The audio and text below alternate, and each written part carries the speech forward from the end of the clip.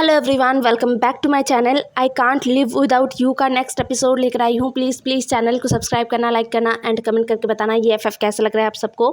तो पिछले एपिसोड में हमने देखा था विंग और शिचेन चाइना आए थे। दूसरी तरफ वांगजी के घर में एक इनविटेशन आया था, वो भी वांगजी का पुराना स्कूल फ्रेंड जियांगचंग लेकर आया था। जियांगचंग वांगजी को अपने दिल से अपना फ्रेंड मानता तो है, लेकिन वांगजी उसके साथ उतना घुल मिल नहीं पाता। ये बहुत ज़्यादा नॉर्मल है। अगर वांगजी के तरफ से देखा जाए तो ये बात बहुत ही ज़्यादा नॉर्मल है कि वो लोगों के साथ ऐसे ही घुल मिल नहीं पाएगा। उसका जो पास्ट है वो बहुत ही ज़्यादा खतरनाक है, बहुत ही ज़्यादा भयानक है, जिसमें किसी भी बच्चे को बहुत बुरी तरीके से ट्रॉमा हो सकता है और वांगजी को भी वही हुआ है। इसलिए वो किसी से भी घुल मिल नहीं पाता है। हालांकि जियांगचंग को इससे कोई प्रॉब्लम नहीं है, उसने वांगजी के इस नेचर को अपना लिया है। जियांगचंग अपनी शिजी के एंगेजमेंट के इनविटेशन कार्ड को देने के लिए आया था वांगजी के घर पर। अब हमें उस दिन से 5 दिन बाद दिखाया जाता है, एंगेजमेंट वाला दिन। वांगजी अपने रूम में तैयार हो रहा था। उसे क्राउडेड जगह पसंद नहीं है, पार्टीज बिल्कुल भी पसंद नहीं है। यहाँ पर इतने साल मतलब 8 साल गुजारने के बाद भी मुश्किलों से 1-2 जगह वांगजी गया था, वो भी उसके अंकल के ज़बरदस्ती करने पर, वरना तो वो भी ना जाता। आज उसे जाना पड़ रहा है, उसके अंकल ने बहुत ज़्यादा ही ज़बरदस्ती किया है उसके साथ। और जियांगचंग जो सुबह सुबह आ गया है, मतलब वांगजी को बहुत गुस्सा आ रहा था। जियांगचंग पर उसे बहुत गुस्सा आ रहा था। वो इतना ज़्यादा इनरिस्पॉन्सिबल कैसे हो सकता है। आज जियांगचंग के सिस्टर का एंगेजमेंट है और आज वो अपने सिस्टर के पास ना होकर यहाँ पर वांगजी के घर पर है।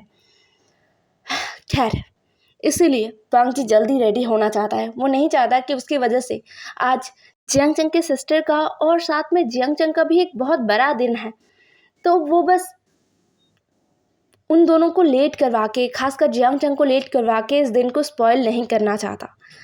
इसलिए ना चाहते हुए भी वो रेडी होता है। वांगजी एक ऑफ वाइट कलर का सूट पहनता है। लैन कुरैन का भी सूट सेम था। खैर, वांगजी को रेडी होते हुए देखकर जियांगचंग मुस्कुराता है। उसे पता है अगर वो नहीं आता तो उसका ये फ्रेंड सबसे आखिर में पहुंचता, इसलिए तो जियांगचंग यहाँ पर आया है। साथ में जियांगचंग कुछ सोच भी रहा था, मतलब वो लगभग आधे घंटे से एकदम चुपचाप खिड़की से बाहर देख रहा था। वांगजी को थोड़ा अजीब लगा, पहली बार उसने जियांगचंग को इतनी देर तक चुप देखा है। इसलिए वांगजी अपना गला साफ करता है और कहता है, तो तुम क्या सोच रहे हो। वांगजी थोड़ा सा अनकंफर्टेबल फील कर रहा था आगे से कुछ पूछने में, लेकिन जियांगचंग शायद इसी चीज़ का इंतज़ार कर रहा था। उसने तुरंत वांगजी की तरफ देखा और कहा, मैं बहुत नर्वस हूँ वांगजी। वांगजी ने कुछ सोचा और कहा, तुम्हारी शिजी है वो अभी नहीं जा रही है, ये बस एंगेजमेंट है, उनकी शादी को तो अभी वक्त है ना।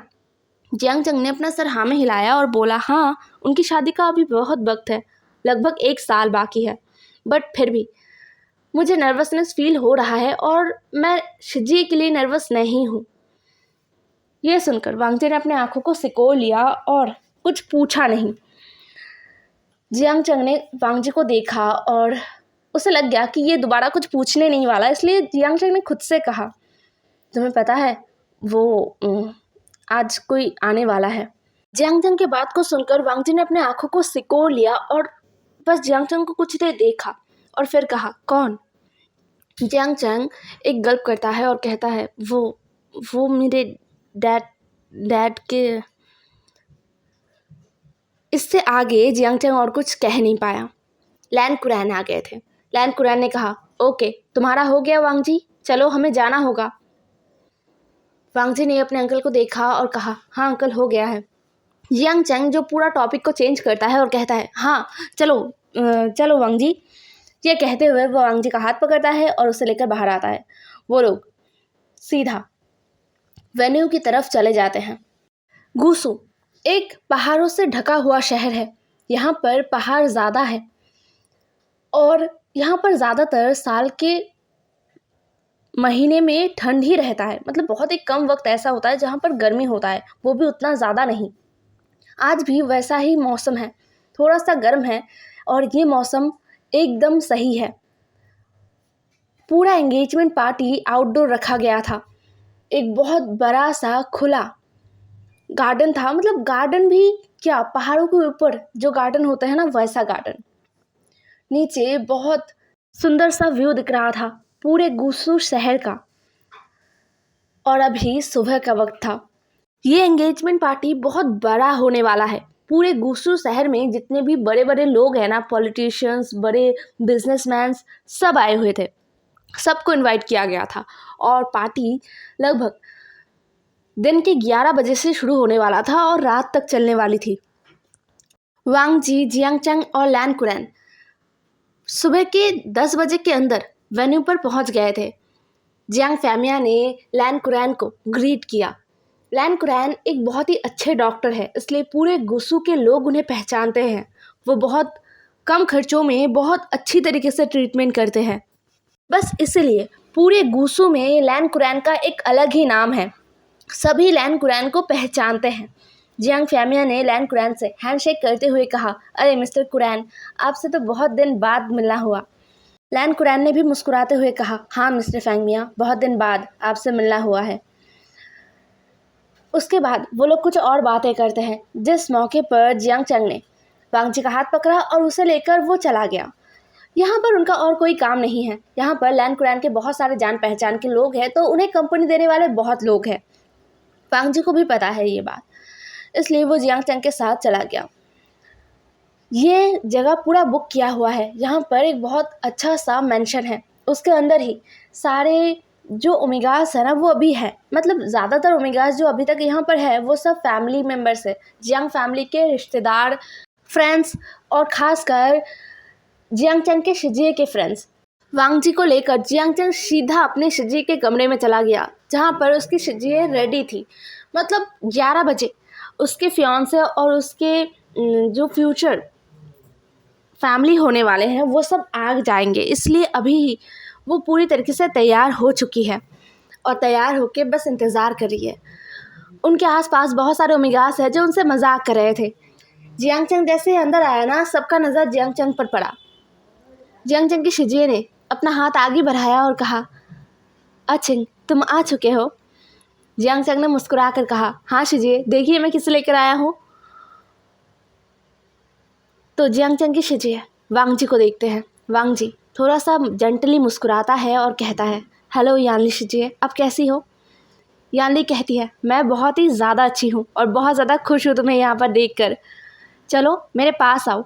वांग जी यानली के पास जाता है। यानली वांग जी का हाथ पकड़ता है और कहता है, देखो तो कितने बड़े हो गए हो वांग जी। वांग जी बस थोड़ा सा मुस्कुरा रहा था। फिर वो सब एक साथ बैठे और बातें करने लगे। यानली जो नर्वस थी, उसे देखकर ही लग रहा था कि वो बहुत नर्वस है। यानली की फ्रेंड यानली के हाथ पर हाथ रखती है और कहती है, यानली तुम इतनी नर्वस क्यों हो।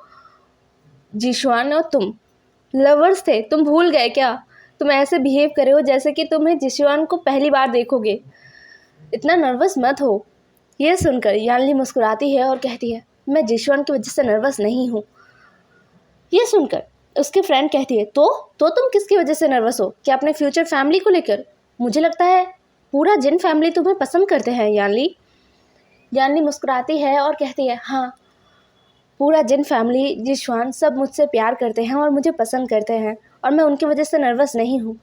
मैं बस नर्वस हूँ, बस आज एक स्पेशल गेस्ट आने वाले हैं, इसलिए मैं नर्वस हूँ। यह सुनकर उसके सारे फ्रेंड्स एक दूसरे की तरफ देखते हैं और पूछते हैं, कौन आने वाला है, क्या कोई सेलिब्रिटी आने वाला है। यानली ने अपना सरनामे हिलाया। जियांगचैंग भी थोड़ा सा नर्वस दिख रहा था उस वक्त। मतलब यानली की बात को सुनकर शायद उसे याद आ गया। वांग जी दोनों जियांग सिबलिंग्स को देख रहा था, मतलब इनका प्रॉब्लम क्या है, किस वजह से नर्वस है। जब यानली के फ्रेंड्स दोबारा पूछते हैं तो यानली बताती है। यानली थोड़ा हिचकिचाते हुए कहती है, वो मेरा बड़ा भाई आने वाला है। यह सुनकर सारे लोग शॉक्ड हो गए थे। यानली के फ्रेंड्स भी बहुत ज़्यादा शॉक थे, वांग जी भी शॉक्ड था। यानली की एक फ्रेंड कहती है, यानली मैं तुम्हारी बेस्ट फ्रेंड हूँ, मुझे तो आज तक पता नहीं चला कि तुम्हारा कोई बड़ा भाई भी है। यानली थोड़ा सा उदास होती है और कहती है, क्योंकि मैंने किसी को बताया नहीं था इस बारे में, सब कंफ्यूज थे। यानी कि दूसरी फ्रेंड पूछती है, क्यों, मतलब ना बताने वाला इसमें कौन सी बात है। यानली गहरा सा व्रत लेती है और कहती है, बस वो हमारे साथ नहीं रहते और उनकी मदर वो अलग है, हमारे बस फादर एक है। ये सुनकर सब चुप हो गए थे। सबको समझ में आ रहा था कि यानली ने क्यों नहीं बताया था। यानली के फ्रेंड्स यानली के हाथ को पकड़ते हैं और कहते हैं, यानली तुम इतना नर्वस मत हो, कुछ भी नहीं होगा, और वैसे भी हम समझते हैं कि तुमने हमें क्यों नहीं बताया, डोंट वरी। यानली ने बस अपना सर हाँ में हिलाया।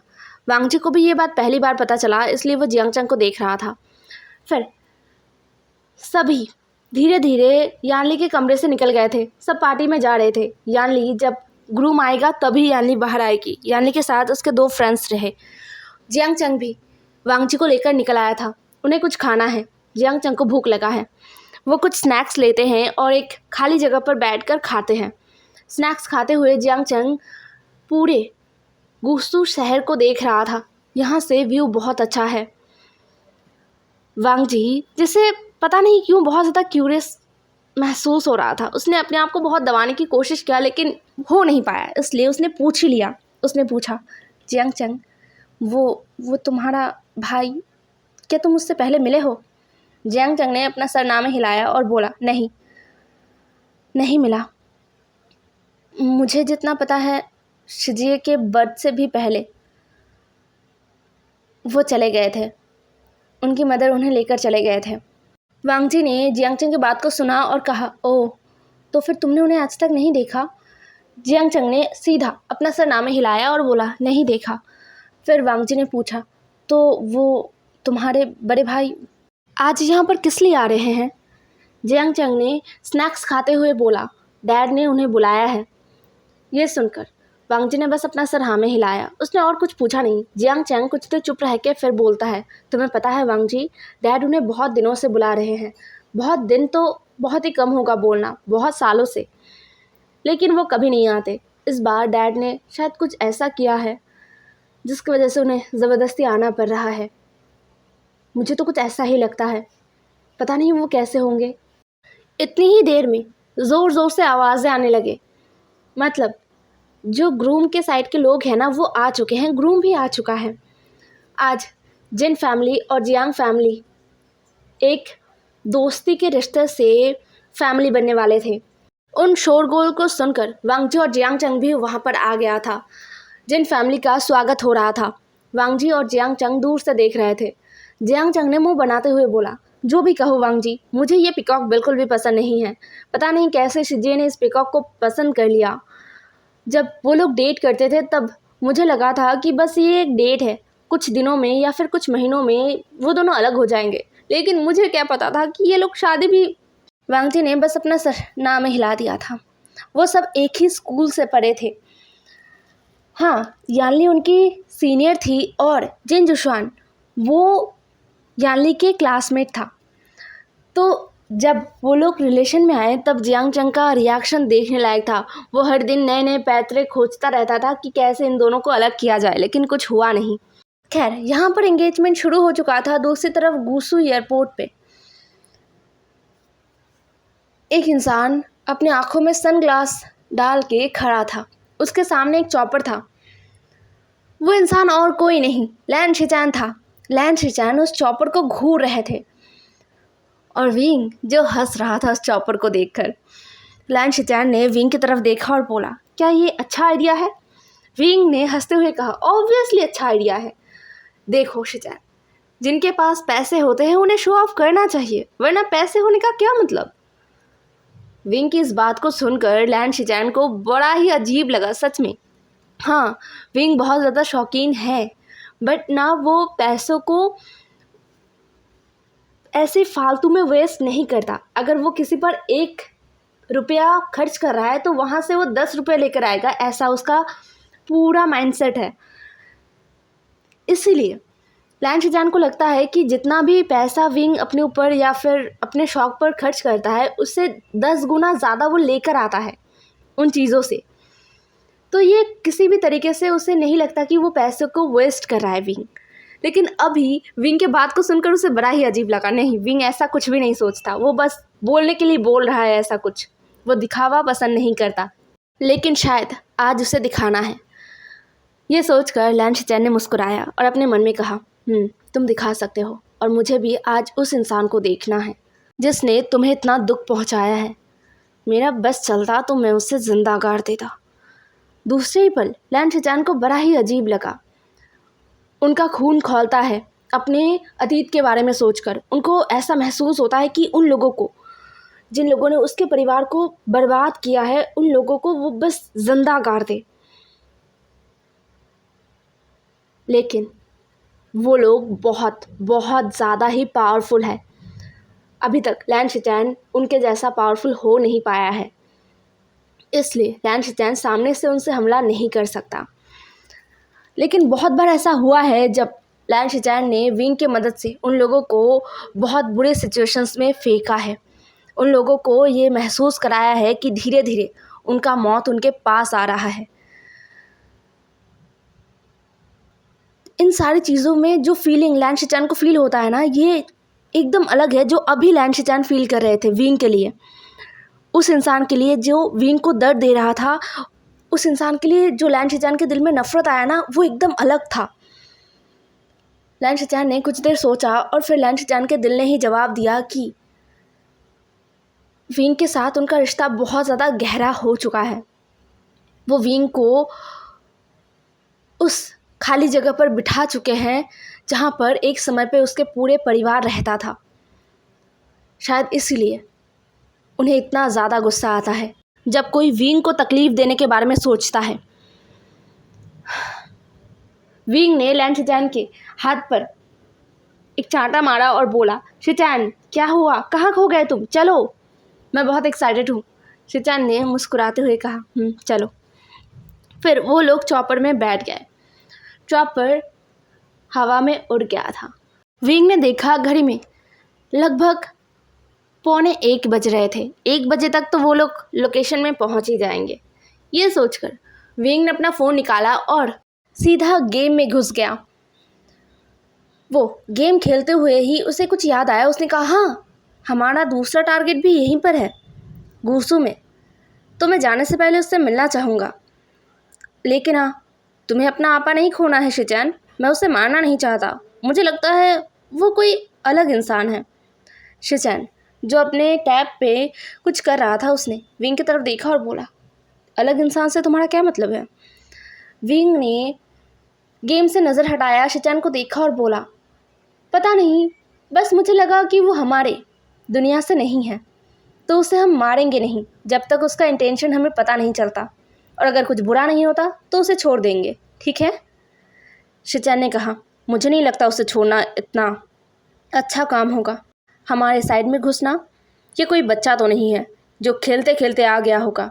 ज़रूरी सोच समझ कर आया है, इसलिए सज़ा तो उसे मिलकर रहेगा। विंग ने बस हार मानकर शिचैन को देखा। नहीं, वो कुछ भी नहीं कह सकता, कुछ भी नहीं। ये उसकी बातों को नहीं मानेगा। इसलिए विंग ने अपना मुंह फुला लिया बच्चों की तरह। शिचैन ने इस तरफ ज़्यादा ध्यान नहीं दिया और उस बीच विंग गेम हार गया। विंग ने अपने मोबाइल को बंद करके पायलट की तरफ देखा, जिन्होंने कहा कि अब उन्हें लैंड करना है, पहुंच गए हैं। विंग ने नीचे से देखा, जो वेन्यू दिख रहा था उसे। विंग के चेहरे पर एक अजीब सा मुस्कुराहट आ गया था। दूसरी तरफ हमें वेन्यू को दिखाया जाता है, एंगेजमेंट वेन्यू, जहाँ पर सभी एक साथ इंतज़ार कर रहे थे। एक्चुअली ये एंगेजमेंट वेस्टर्न तरीका है जिसे आज किया जाएगा, बट इसमें थोड़ा सा ना चाइनीज़ ट्रेडिशन को भी डाला गया था, जिसमें एक प्रीस्ट आया था, उसने एक टाइम लिमिट बता दिया था कि ये टाइम बहुत अच्छा है, इस टाइम के अंदर एंगेजमेंट करना होगा। जो टाइम लगभग 1 बजे से 2 बजे के अंदर था, इसलिए उस टाइम को ही एंगेजमेंट होगा। और रात को बहुत सारे चीज़ें होने वाले थे, डांस वगैरह वगैरह बहुत कुछ। तो अभी 1 बजने वाले थे, इसलिए यानली और जिन जुशान, इन दोनों को स्टेज में लाया गया। वो दोनों एक दूसरे के सामने एक दूसरे को देखते हुए खड़े थे। यानली के पीछे उसकी मॉम डैड दोनों ही खड़े थे और जिन जुशान के पीछे उसके मॉम डैड खड़े थे। नीचे जियांगचैंग वांगजी दोनों खड़े थे और सारे जो गेस्ट हैं ना, वो सब बैठे हुए थे। उस तरफ भी बहुत सारे लोग खड़े थे, मतलब जिन जुशान के सारे कज़न्स और भाई बहन खड़े थे और जो गेस्ट है वो सब बैठे हुए थे। उनके लिए बैठने का बहुत अच्छा इंतज़ाम किया हुआ था। मौसम भी आज बहुत अच्छा है, धूप तो है लेकिन ये धूप इंसान को आराम देने के लिए है, बिल्कुल भी तकलीफ़ देने के लिए नहीं।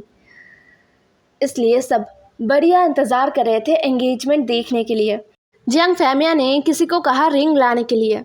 सब कुछ एकदम खुशियों से भरा था, सभी एंगेजमेंट पे एकदम फोकस थे। तभी आसमान में ज़ोरदार आवाज़ हुआ चॉपर का। चॉपर की तेज़ आवाज़ से सब ने ऊपर देखा। सारे लोग अपने अपने कपड़ों को पकड़ रहे थे, खासकर ओमेगास, जो फीमेल ओमेगास थे ना, उन्होंने तो एकदम सिल्की बहुत ही एलिगेंट फ्रॉक पहन कर आए थे, सब शॉर्ट ड्रेस पहन कर आए थे, सब अपने अपने कपड़ों को पकड़ रहे थे और ऊपर देख रहे थे ये चॉपर कहाँ से आ गया।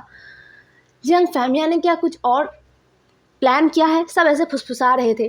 दूसरी तरफ जियांग फैमिया बहुत ही ज़्यादा कन्फ्यूज़ थे इस चॉपर को देखकर। मैडम यू भी बहुत ही ज़्यादा कन्फ्यूज़ थे। उन्होंने कहा फैमिया ये चॉपर ये तुमने बुलाया क्या?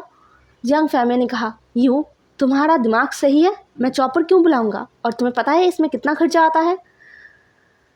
यह सुनकर मैडम यू ने जियांग फैमिया को बस घूर कर देखा और कहा तो फिर ये यहाँ पर क्या कर रहा है? किसी को भी कुछ भी समझ नहीं आ रहा था, सभी आपस में फुसफुसा रहे थे। धीरे से जियांग चंग ने वांग जी के कान में कहा ये क्या हो रहा है वांग जी? वांग जी को अजीब लगा। उसने कहा ये तुम्हारे घर का पार्टी है ना, तुम बताओ क्या हो रहा है, मुझे क्या पता। जियांग चंग ने भी अपना जो लिप्स है ना उसे ऐसे बच्चों की तरह उल्टा दिया और कहा मुझे भी नहीं पता क्या हो रहा है। यह सुनकर वांग जी ने बस एक गहरा सा ब्रेथ लिया, वो क्या ही कहे। तभी चॉपर नीचे आया और नीचे आके रुक गया। जियांग फैमिया जिसे कुछ कुछ समझ आ रहा था। हे एवरीवन, आज का एपिसोड यहीं पर ख़त्म होता है। आई नो आप लोगों को समझ आ गया है कि बारिश आ गया है। कल भी बहुत ज़्यादा बारिश हुआ था इसलिए मैं रिकॉर्डिंग नहीं कर पाई थी। खैर बारिश तो आ गया है और नहीं हो पाएगा तो बाय बाय, कल मिलते हैं। विंग का एंट्री हम कल देखेंगे, ठीक है, कल ही देखेंगे। Bye bye.